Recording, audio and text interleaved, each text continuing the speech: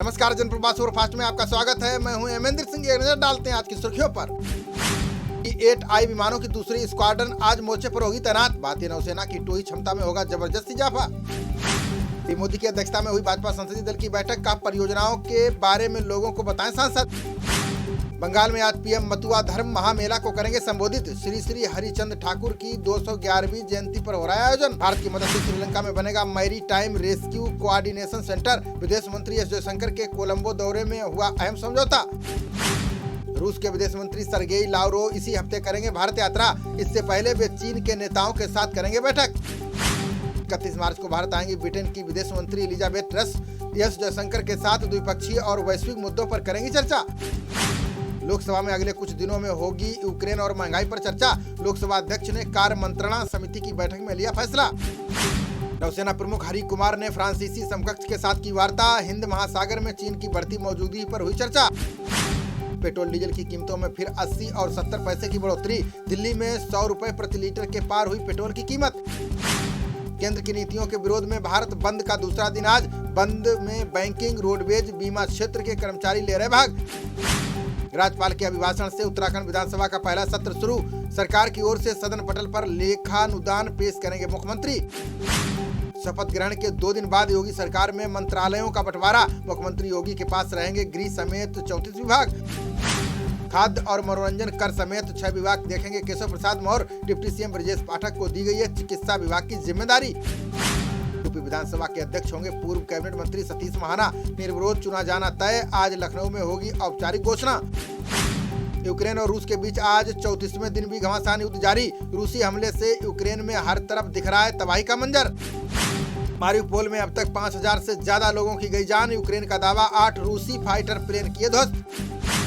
जंग के बीच यूक्रेन के चेरनोबिल न्यूक्लियर प्लांट में लगी आग। रेडिएशन के चपेट में आ सकता है पूरा यूरोप। स्टिंगर और जेवलिन मिसाइल का उत्पादन बढ़ाएगा अमेरिका। यूक्रेन में आपूर्ति किए जाने के बाद स्टॉक में आ रही है कमी। नाटो को मजबूत करने के लिए अमेरिका ने उठाया बड़ा कदम। पूर्वी यूरोप में युद्ध में माहिर नौसेना के 6 विमान किए तैनात। दिल्ली की झुग्गी बस्तियों में काम करेगा कैलाश सत्यार्थी फाउंडेशन। गरीब बच्चे को क्रिकेट से लेकर संगीत के सिखाएंगे हुनर। मध्य प्रदेश के 546 गांव में दौड़ेगी राज्य परिवहन निगम की बसें। सीएम चौहान बोले, विदिशा से होगी पायलट प्रोजेक्ट की शुरुआत। देश में बीते 24 घंटों में कोरोना के आए 1259 नए मामले। इस दौरान 35 संक्रमित मरीजों की चली गई जान। देश में कोरोना के एक्टिव मामलों की संख्या हुई 15,378। वहीं अभी तक 5,21,070 लोगों की जा चुकी है जान। केंद्रीय मंत्री नितिन गडकरी ने की कांग्रेस के मजबूत होने की कामना। बोले, लोकतंत्र के लिए सबसे पुरानी पार्टी की मजबूती जरूरी। गर्भवती महिला शिशु को कोरोना से बचाने की तैयारी शुरू। अध्ययन के बाद सभी अस्पतालों के लिए बनेंगे एक जैसे नियम।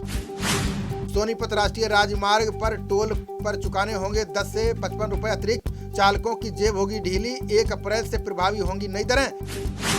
जम्मू कश्मीर के लेह में महसूस किए गए भूकंप के तेज झटके। रिएक्टर स्केल पर 4.3 मापी गई तीव्रता। नुकसान की खबर नहीं। अंडमान निकोबार द्वीप समूह में देर रात कांपी धरती। रिएक्टर पैमाने पर 4.4 मापी गई भूकंप की तीव्रता। गहलोत ने भाजपा सांसदों पर लगाया जन समस्याएं न उठाने का आरोप। बोले, भाजपा के 25 सांसदों को चुनकर पश्चाताप कर रही है जनता। रणदीप सुरजेवाला ने की कर्नाटक सरकार बर्खास्त करने की मांग। बोले, ठेकेदारों से 40% मांगा जा रहा है कमीशन। चरम पर भ्रष्टाचार। भगवंत मान ने चंडीगढ़ में केंद्रीय नियमावली लागू करने का किया विरोध। बोले, पंजाब पुनर्गठन अधिनियम के खिलाफ काम करते हैं गृह मंत्री शाह।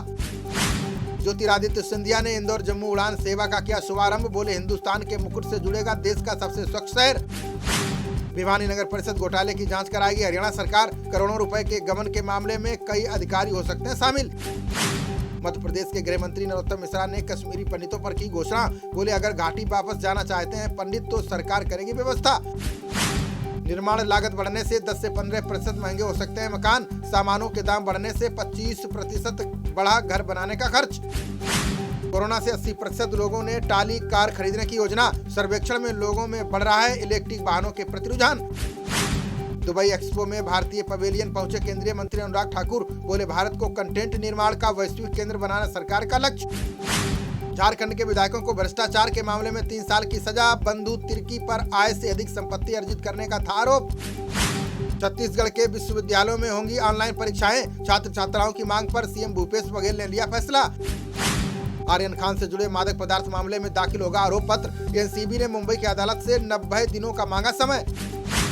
2022-23 में 17% बढ़ेगा प्याज का उत्पादन। आंकड़ों के अनुसार 3 करोड़ 11 लाख टन होगी उपज। 2021-22 में घाटी में स्थापित किए गए 900 भेड़ बकरी विकास केंद्र। प्रदेश में बेरोजगारी खत्म करने के लिए केंद्र सरकार ने बनाया प्लान। वरिष्ठ कांग्रेस नेता मल्लिकार्जुन खड़गे ने शीर्ष नेतृत्व को दी नसीहत। बोले, कांग्रेस में युवाओं को दी जानी चाहिए प्राथमिकता। जोजिला सुरंग परियोजना का 50% काम हुआ पूरा। एशिया की सबसे लंबी सुरंग में सड़क, शाफ्ट और पुल हैं शामिल। रिजर्व बैंक ने पंजाब को 24,773 करोड़ रुपए के कर्ज को दी मंजूरी। भगवंत मान बोले, नगद ऋण सीमा होने से गेहूं की खरीद होगी आसान। बंगाल में अनुच्छेद 355 लागू करने पर बोले मुख्तार अब्बास नकवी, का घटनाक्रम पर केंद्र नहीं रह सकता मूर्ख दर्शक। गुजरात टाइटंस ने जीत के साथ किया आईपीएल का आगाज। उतार चढ़ाव भरे मुकाबले में लखनऊ को 5 विकेट से हराया। लखनऊ ने पहले 20 ओवर में 6 विकेट पर बनाए 158 रन। जवाब में गुजरात ने 20 ओवर में हासिल किया लक्ष्य।